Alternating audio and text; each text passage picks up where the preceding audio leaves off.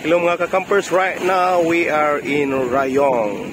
So this is the scenic view in I forgot the name of the place. Basinsin ba yun? So it's 12 noon, 12:30 noon in the afternoon. So this is the place. Guys, nakita yun guys at the opposite, in the opposite.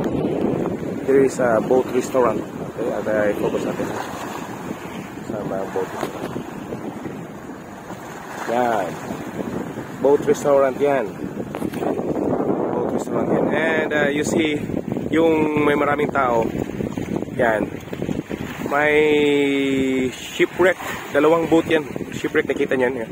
Dalawa. At saka ang isa, no? Yun. Shipwreck. Nalunod.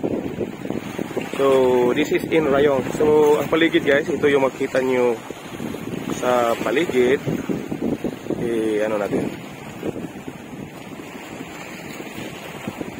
Okay.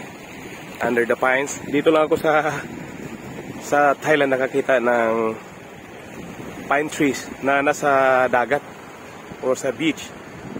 Sa atin, sa Pinas, ang pine trees nasa mga malalamig na place. Like Baguio, so like sa amin, Bukidnon. So, guys, pine trees yan, no? Pine trees.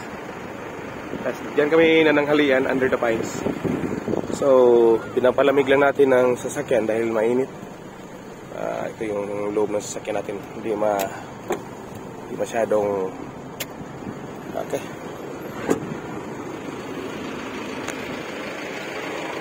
Ito yung place.